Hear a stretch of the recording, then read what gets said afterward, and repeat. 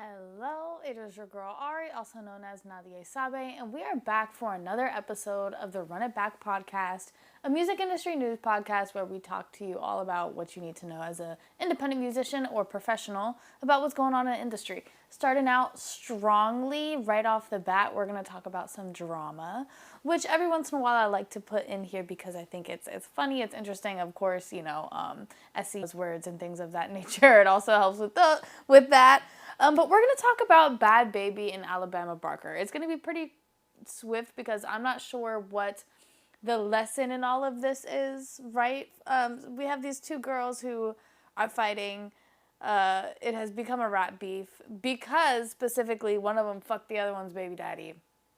And the one whose baby daddy got fucked made a big stink about it online, and it became an internet beef and then turned into a rap beef. So Bhad Bhabie, if you don't know, is the Catch Me Outside girl she came out years ago just being a crash out, and went along with her career, ended up releasing an OnlyFans as soon as she turned 18, became a millionaire, made a bunch of songs before she was even making music, was like in one of Kodak Black's music videos. Basically, she's been around for a long time. She's really made a name for herself based off of who she is and her personality. You know what I'm saying? Alabama Barker, the person who she's feuding with, the girl who fucked her baby daddy, is Travis Barker, the drummer of Blink-182's drummer's daughter. Okay, so this gives you a general understanding of like the types of people, I guess, that these two are. Alabama Barker used to make like indie music when she was like 13 because her father had the resources to allow her to do her so, you know what I'm saying? And now she is a female rapper. And so these two started arguing, started beefing. My initial question within all of this that I still have not been able to find the answer to is, how did these two meet? How did these two get into the same circles with each other?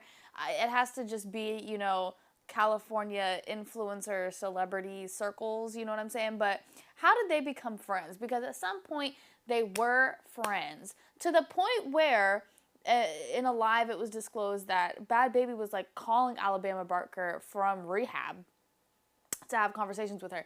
And you don't do that unless you know, in my experience or understanding, you don't really call people from rehab unless you like know them really well, you know what I'm saying? So it's pretty interesting to me how these two actually became friends, and then, everything clearly fell apart because Alabama Barker got too close to her baby daddy, so on and so forth. But now they are actually using it, as momentum for both of their careers and launching diss tracks back at each other. It started with Bhad Bhabie. She had one diss. It was called Overcooked. That song was overcooked. It wasn't very good, I have to say. But it stirred up a lot of conversation online because she was just saying she bleeped the names out, but she was saying outrageous stuff in that song. And then Alabama Barker came out with Cry Baby, which is a good song. I actually over at TMC, we did a live stream where we talked about that with some other people and how we were feeling about that song. And the homies weren't really liking it, I'm not gonna lie.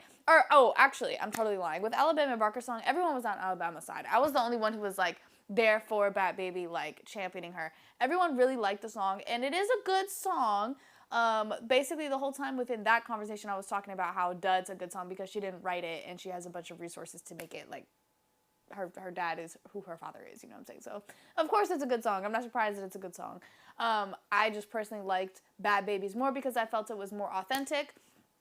Then we had Miss Whitman came out, or either Miss Whitman or Miss Whiteman, I can't remember how it's supposed to be said. But that came out, went crazy with the freaking Vulture sample that got cleared by Kanye. That was the whole thing because he had an AI verse that like popped up on the internet that people were talking about with that situation, and it made it even bigger than it was before.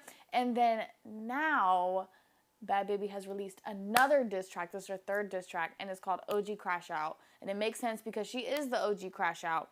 And she has a couple of things to say in this. It's a lot of a continuation of the sentiments that has been in her other songs. But I think this is just really interesting. And I personally think, like I said, I believe that Bhad Bhabie within all of this has dropped more authentic music that I personally like more. The internet is definitely on her side. And I just don't like Alabama Barker. So, like, a reason for me to see her down, and this sounds bad because, you know, I'm supposed to be for women and all of that kind of stuff and, like, hoorah, hoorah. But at the same time, not all women deserve to be put on a pedestal. And this bitch, this Nepo baby, it just has no reason for me to, like defend her, give her any type of, like, love. You know what I'm saying? Like, I'm honestly happy to see the world kind of laughing at her and looking at her and saying, hey, girl, like, you're young, you need to change your ways because this is not even who you are. Because that's really what I see.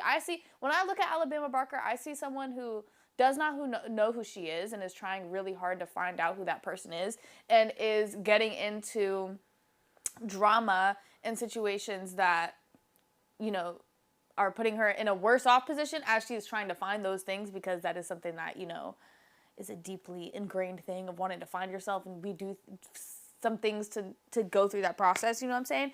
She happens to be super uber duper famous, so she has everybody watching her go through that, and she is going to be used as an example, and for that reason, you know what I'm saying? But why did I talk about this? Like I said, it's buzzy. It's something to talk about. There's not really much you can learn from it other than not everybody's your fucking friend, clearly, you know what I'm saying? Some women, some of your friends will fuck your baby daddy or your baby mama. I don't know. But you got to keep an eye out for that shit, you know what I'm saying? I guess that's the lesson in all of this. And if somebody pisses you off, write a rap beef, because you might be the most talked about person, you know, on the internet for a little bit because of it. Who knows? The next thing that we're going to talk about real quickly is the charts. And the main reason that I wanted to talk about the charts today is because I just think it's funny how much Kendrick is winning. You know what I'm saying? Like, there's no reason. First of all, this is great. 15 weeks on the chart. Weeks at number 1, 3. You know what I'm saying? Then we have this fucking song with Lady Gaga and Bruno Mars is Never Gonna Go Away. It is a great song. It's a great song. But it is like the pop ballad of 2025. 2024 and 2025. 2024 and 2025. Jesus. And we're not going to stop hearing it. It's been on the charts for almost 30 weeks, 29 weeks. Peak position, obviously, at 1. And it's been chilling at 2 now for a little bit. And then we have Not Like Us. And this is what I thought was just really interesting to me. This shit has been on the charts for 43 weeks. I have a feeling it's going to hit 50. Maybe even more than that.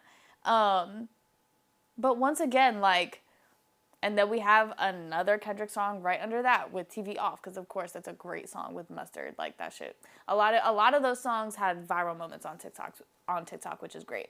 And then we just have a lot of the same shit that we actually were talking about in the last episode, but we do have a new release because we have a new release from something that came out since the last episode, which was Some Sexy Songs for You from Drake and Party Next Door. Very mid project, I will say. Nokia is one of the good songs, and it's on the charts for spot number 10, you know what I'm saying, which is its peak position, and it's been there for the past 3 weeks. So that's cool. Good for Drake. But like when I scroll up and you look at this, I feel like there's an understanding of what has happened here. You know what I'm saying? And that's the main reason I wanted to show you guys that. The next thing that we're going to look at, we're going to spend a little bit of time on because it is pretty important. This is the Loud and Clear report from Spotify. There's a couple of things. I'm going to brush through the whole thing quickly, you know what I'm saying? Go through each bullet point, and then I'm going to talk about, sorry. We're going to brush through the whole thing, and I'm going to give you a couple of different tidbits. So obviously this year they've paid out more money than they've ever paid out, and that always happens every year. Every year it's like, Spotify's paid more than it ever has before, and it makes sense because more music is coming out, there's more listeners on the platform.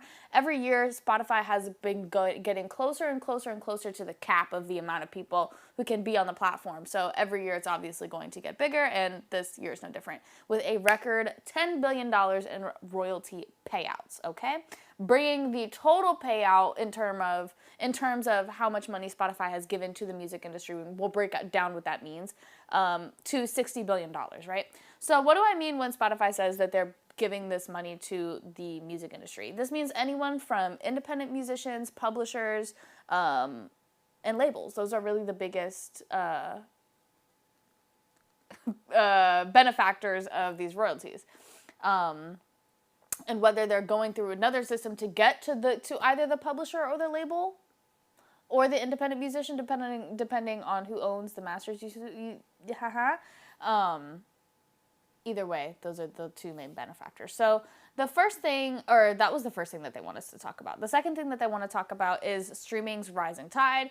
Once again, back to what I said before, year after year after year, Spotify, as well as other DSPs, streaming services, are slowly reaching the cap of how many people are going to be able to use their services, because at some point you're going to have everybody on the platform. You see what I'm saying? So from their inception over the past 10 years, we've had this huge increase.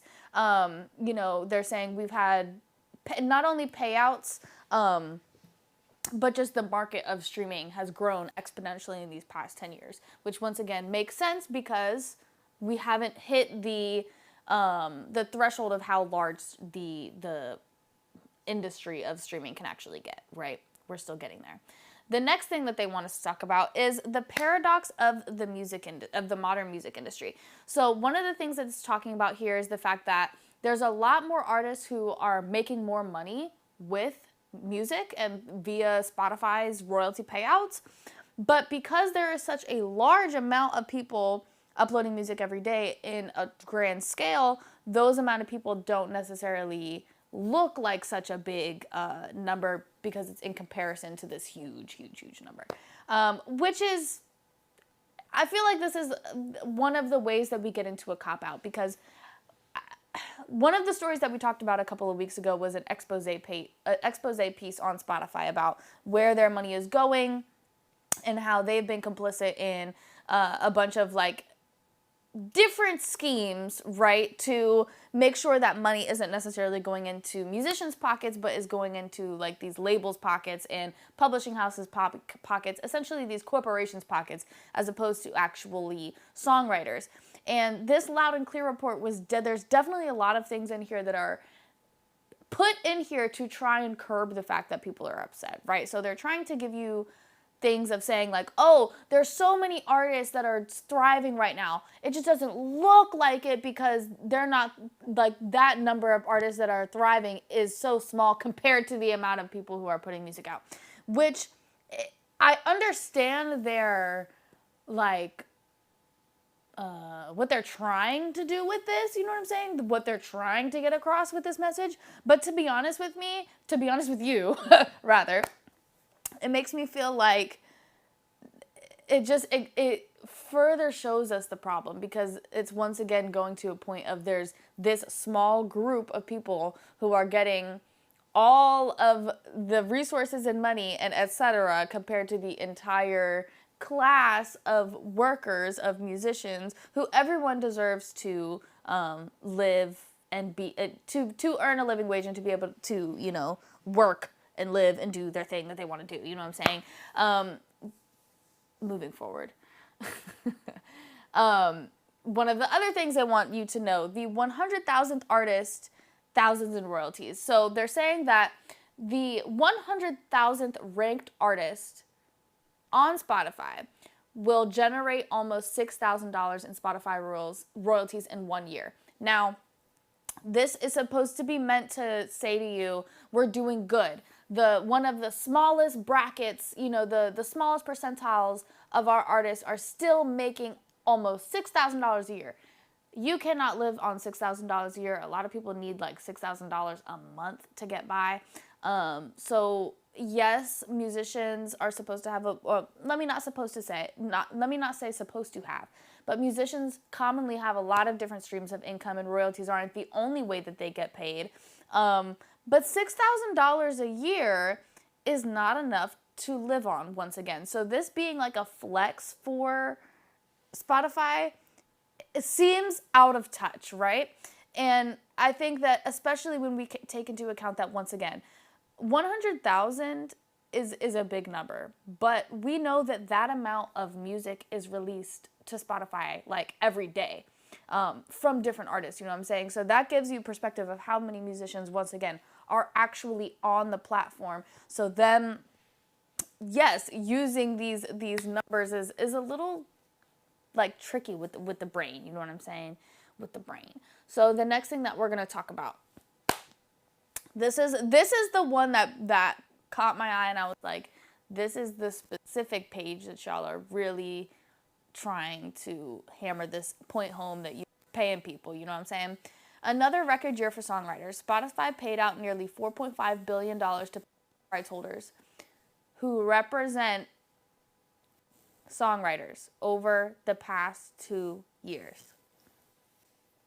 Why is this an issue? Because just because you paid a publisher doesn't mean that the end result is going to the songwriter. So them saying publishing rights holders who represent songwriters, in theory, makes sense and is an understandable like claim to make. But it, to me, is just shady, and it's a way to like skirt past the fact that, once again, not everyone who has publishing or is a songwriter owns all or the majority of the publishing on their work. Sometimes publishing goes to like random people on the team, like a point to your lawyer, you know what I'm saying? And I'm saying this to give you the point of, just because it's a publishing rights holder, that does not equal songwriters. So them kind of trying to conflate the two is a little bit disingenuous, because they're trying to say that they paid pretty much half of those $10 billion, $4.5 billion being paid to publishing rights holders and, you know, songwriters. It's, once again, a little bit disingenuous, and I feel like I don't like it, and I want to let you know that's not necessarily what that means, okay? Moving forward. New music millionaires. Now, this is pretty interesting. Nearly 1,500 artists generated over $1 million in royalties from Spotify. This is super awesome. This is great. I love that. I would love for the number to be over 1,500, because we know this is such a small percentage of the number of people on Spotify. The other thing that I want to notate here, this specific little infographic here does not specify if these artists are independent or not. So I bear the question to you, what is the likelihood that these artists are actually seeing these millions of dollars and that they're not going to the labels that these artists are underneath? Because that's the likelihood. The likelihood of these artists being signed and being the ones who are getting traction because they have resources behind them is very high. So again, trying to make this claim that these millions of dollars are going directly to these musicians, we don't know that, okay? So I'm just going to keep pointing out every disingenuous thing that I see in this fucking report until we get all the way through it. So one of the other things that they say on here that they're trying to zhuzh you up is more than 80% of these millionaires from Spotify royalties did not have a song reach the Spotify Global Daily Top 50 chart, meaning that they didn't get that specific editorial playlisting, but I'm sure that there was other editorial playlisting involved in their success, you know what I'm saying? But they're just trying to tell you, like, they're trying to give you hope in this report. And I'm here to tell you, Spotify is not going to actually give it to you, okay? There's a lot more that goes into you being able to make money and do something. And to be honest with you, like, Spotify is not your savior, okay? Anyways, moving forward. We have, we're not going to talk as much about this. This has a lot to do with the fact that there are more languages of music being listened to. A lot of artists have audiences from all over the place. So just talking about kind of the globalization of music and the fact that other markets are important for musicians to venture into. I think this is an important one. $5 billion of this $10 billion, they're saying specifically has gone to independent music. So within all of these different stats, when we were talking about those $1,500 millionaires from Spotify and all of these different things, We're not seeing exactly how all of these numbers are split up, but some of those people, I guarantee you, are independent. And of course, over the past couple of years, we've been continuing to see a large rise of the independent sector and the independent market and just what it is, the potential that it has. You know what I'm saying? Why do I think this is cool and this is important? Because the majority of the people who are really reaping the benefits of their royalties and being able to see the majority of it are independent musicians who have cracked the code in some way. Meaning they found what their branding is and they're putting adequate amount of like ad spend into what they have going on. An adequate amount of marketing planning going into what they have going on and a real rollouts and budgets for those things.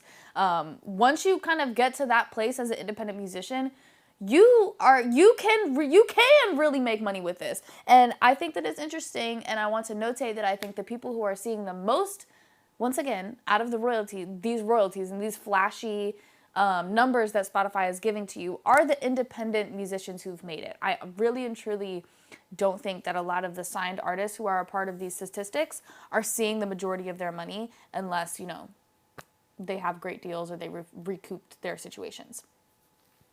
This is another interesting thing that they want you to look at and is another, once again, kind of like hope for you, right?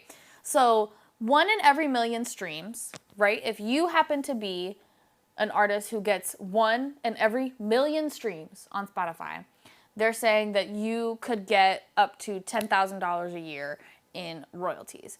Now, once again, this is kind of a hard thing to explain. Once again, if you I don't know how else to say it other than that, than there's 1 million streams. If you are one of them, they're saying that statistically you can make $10,000 a year with your royalties because of probability.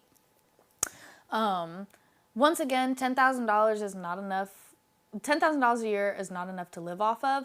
And I'm just going through this. I was just I'm over these 1 in a million, 1 in 1,000, all the because these numbers are so grand and there's so many more musicians out there who not only deserve to, live off of their music, but they deserve an easier pathway to get there. Not necessarily easier, but a clearer pathway to get there.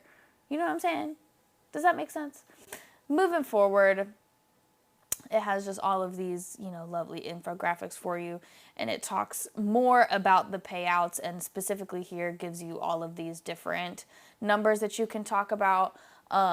These I thought were interesting as well to look at, right? So the number of recording artists who've catalogs, this I honestly think is the most telling part about all of these numbers. Number of recording artists whose catalogs generated recording and publishing royalties over $1,000 on Spotify alone. 200,000, Jesus Christ, 274,000, boom, And obviously all of these have grown over the year. So a little bit over 250,000 artists are making over $1,000 on Spotify.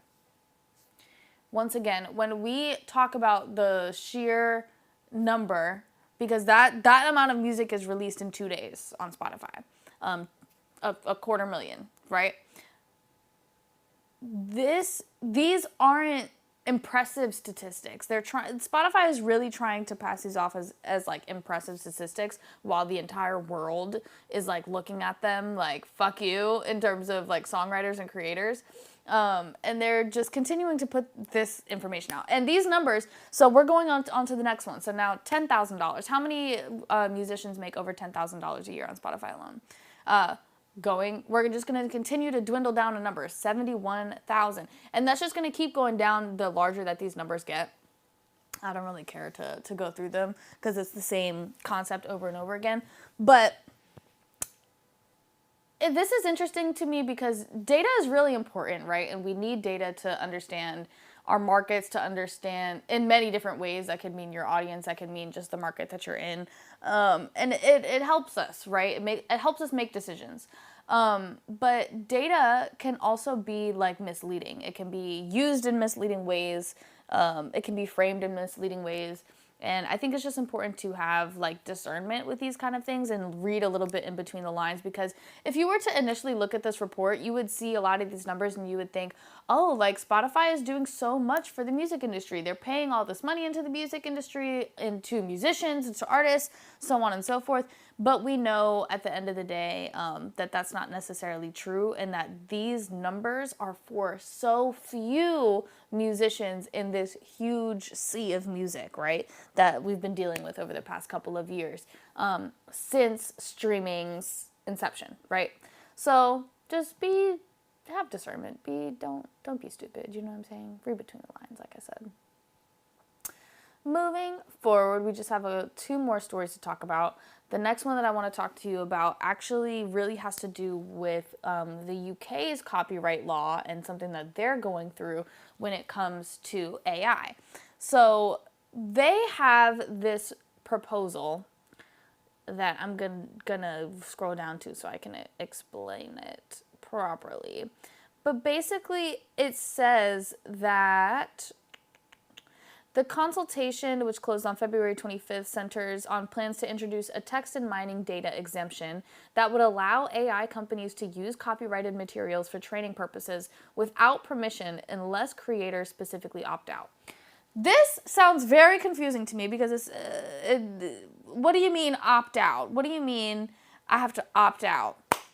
I would assume that this is going to like be going through what, ever the UK's version of the copyright board is, and that you would opt out within that process. But this proposal just seems like it would take a lot of brain power and manpower to like make it make sense and make it work. And there's been backlash from it because people are basically saying, what do you mean I have to opt out? Like, and also because you have to opt out of like every single work that you have. You can't just say like, I don't want to be a part of this. You have to opt out on every single piece of work that you have that you don't want it to be used in training for AI. And people are very upset about this. And it came out because people were upset about this and the outrage that spurred from it. They were like, y'all are doing this and we have 75,000 AI generated deepfakes that we are bringing to you guys, that we're trying to have you guys like figured out. And instead of figuring that out, you're telling us that you're like coming up with this way to essentially give us less protections when it comes to AI. And that is pretty crazy. And I just think that it's pretty interesting and something that I wanted to talk about today, because 75,000 AI generated songs, and mind you, this is, these 75,000 songs are infringing upon Sony's intellectual property specifically. So there's so many more than that out. And I honestly think that I've been listening to some of it. Like I'd be hearing these songs from, I've been hearing J. Cole and Kendrick a lot. Like these random songs that I've never heard before. And I'm like, this is fucking AI. Like, and it'll come up in a random playlist. This is prevalent, this is out there, and we're seeing that different countries are trying to find different ways to combat it. But we need something else. We need different systems. I'm not the one to tell you what systems they're going to be and how to do it. But I'm just here to give you the news. I'm just here to give you the information. The last thing that we're going to talk about today has to do with consumer habits, specifically the consumer habits of Gen Z. Now, this is something that I want to talk about because I think that it's I don't want this. I think it's important for anyone who is either a musician or on a musician's team or just marketing in general, because this is the audience that you are either marketing to now or are going to market to in the future, because this is the workforce that is coming into the US, right? Or that is growing within the US, right? So 67% of Gen Z identify themselves as super fans. So this is important because they specifically identify this way because they have a longing to feel close to the artists that they work with. So that's why we've been seeing, well, let me say, in my opinion, that's why we've been seeing so much like lifestyle content and just the importance of influencers and musicians almost becoming influencers and letting their audience into their lives a lot more, to create a deeper parasocial relationship than we even have had before. So, and I think this is interesting because I just think that that's interesting. Like, clearly, I think that humans, especially young people, are looking for connection in any way that we can get it because, like, we're starved of it. For some reason, I think that's a larger conversation. And we're turning to entertainment as a way to kind of fill that void, and doing that by, once again, just forming these parasocial relationships with the people that we're fans of, and kind of filling this void of connection. You know what I'm saying? It's very, very interesting and important for, once again, people who are selling anything in this world to understand that, because you need to make that connection in order to complete your job. You know what I'm saying? So if we know that this generation is dealing with this and is responding to it by seeking out these deep connections, we as sellers need to provide those connections for them. And how can we do that? Via different media and content and things like that, but also experiential things like shows and meet and greets and things like that. How can we bring our audience close to the brands that we're working with in a way that feels authentic and truly connects to them and touches them in a deep and meaningful way, right? Because that's what they want. With that being said, you guys, that is my final thing. I think that's a great piece to kind of go off of, a little bit of marketing 101, you know what I'm saying, with your girl Ari, also known as Nadia Sabe. But with that being said, that was today's episode. Please tune in next week or the following week for the next episode that we have out for you. Make sure also to tune into Hot 407 on iHeartRadio on March 28th to tune in to our radio show. We're going to have Phenom on. He was the submission highlight for February, so we're going to hear some stuff about his latest release, which was an EP. What else do I got for you? The jam session is coming up. That'll be coming up this coming weekend, actually the 23rd. So if you're a musician in the city, or if you're, in Florida and looking for something to do, come down to Interspace Orlando and come jam out with us. Speaking of Interspace, wow, that was crazy. Speaking of Interspace Orlando, shout out to them because they host us here for this lovely podcast and make sure that I look pretty and sound good and all that good stuff. You know what I'm saying? And yeah, I've been rambling too much. Have a good day, you guys. I'll see you soon.